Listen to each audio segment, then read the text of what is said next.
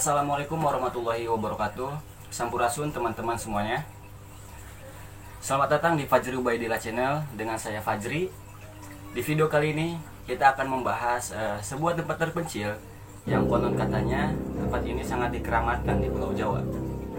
Tempat ini bernama Sanghyang Sirah. Setelah pesan-pesan berikut ini.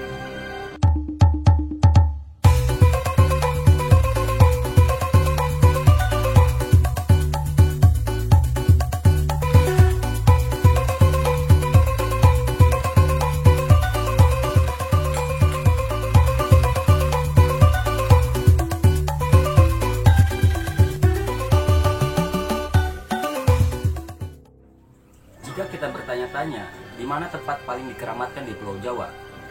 Mungkin sebagian besar orang akan menjawab di Sanghyang Sirah. Ya, tempat ini begitu melegenda dari zaman dulu hingga saat ini. Cerita tentang Sanghyang Sirah hingga saat ini begitu banyak versi, penuh misteri, dari yang logis sampai yang penuh mistis. Namun, terlepas dari itu semua, sebenarnya ada apa di Sanghyang Sirah ini sampai dikeramatkan seperti itu? Adakah serpihan sejarah di sana? Lalu misteri apa yang menyelimutinya?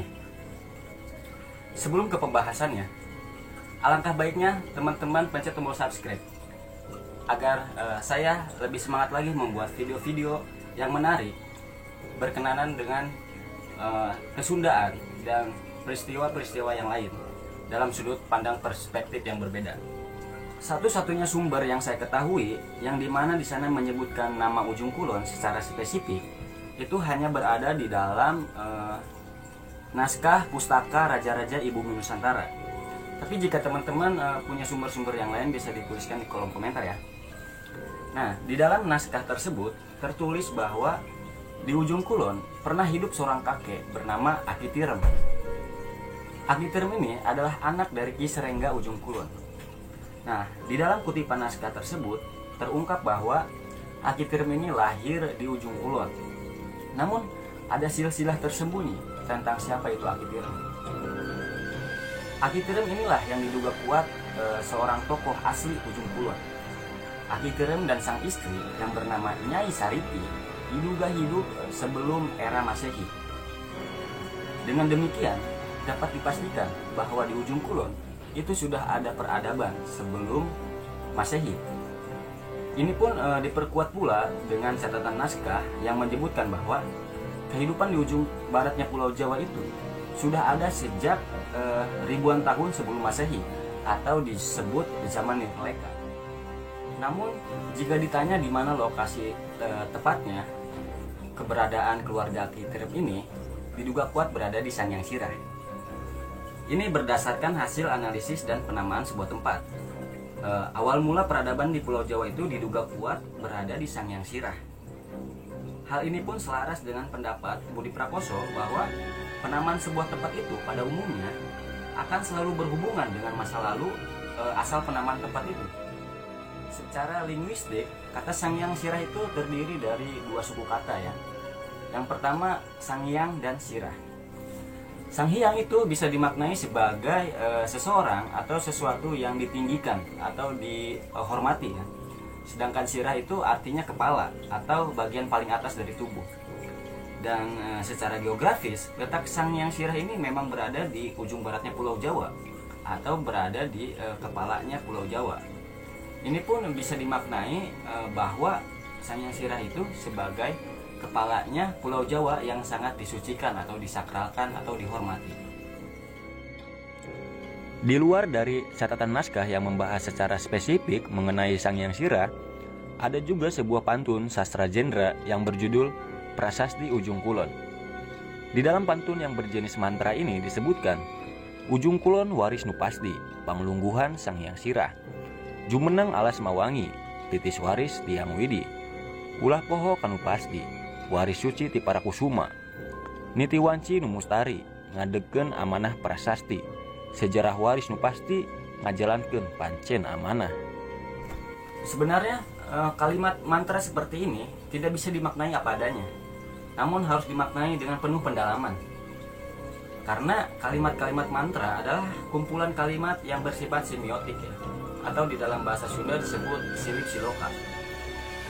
Dikutip dari channel YouTube Cakra Salakanagara, Sanghyang Sirah adalah wilayah yang netral yang tidak dapat dikuasai atau diklaim oleh suatu pihak maupun kelompok. Sepertinya pesan ini dibuat setelah masa kerajaan Pajajaran itu berakhir karena telah dikalahkan oleh Kesultanan Banten pada saat itu. Pesan ini seolah sedang mengingatkan penguasa pada saat itu, Kesultanan Banten, agar tetap menjadikan Sanghyang Sirah sebagai wilayah yang netral dan milik bersama tanpa syarat. Nah, banyak kisah juga yang menceritakan bahwa di zaman dulu Sanghyang Sirah ini dijadikan tempat bertapa dan bersemedinya para tokoh-tokoh besar di masa lalu, seperti Prabu Siliwangi, Kian Santang, lalu ada Syarif Hidayatullah sampai Sultan Hasanuddin Banten. Bahkan ada satu kisah yang lebih ekstrim lagi. Ada yang menyebutkan bahwa Sanghyang Sirah ini adalah tempat di mana diturunkannya Nabi Adam alaihissalam. Wallahu a'lam. Dan ada juga yang berpendapat bahwa belum sah naik haji kalau belum menginjakan kaki di Sanghyang Sirah. Nah, kepercayaan seperti ini sebenarnya masih ada di sebagian kecil orang-orang Sunda ya. Dan menurut saya hal-hal yang seperti ini harus kita sedikit kritisi dan dipikirkan secara bijak ya. Karena kenapa? Karena hal-hal yang seperti ini jika tidak teruji keaslian kisahnya, tidak teruji keautentikan kisahnya dari mana, apalagi cerita kisah-kisah ini hanya dari mulut ke mulut kan, ini akan menimbulkan masalah yang besar. Misalkan Al-Quran dan hadis sudah menyebutkan di mana Nabi Adam diturunkan.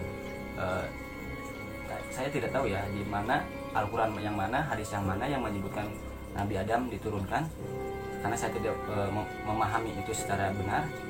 Yang di sini saya hanya ingin menyampaikan bahwa jika kisah-kisah ini tidak sejalan dengan apa yang dikatakan Quran dan hadis, maka ini akan bisa menimbulkan masalah yang besar dan perselisihan di antara kita gitu kan.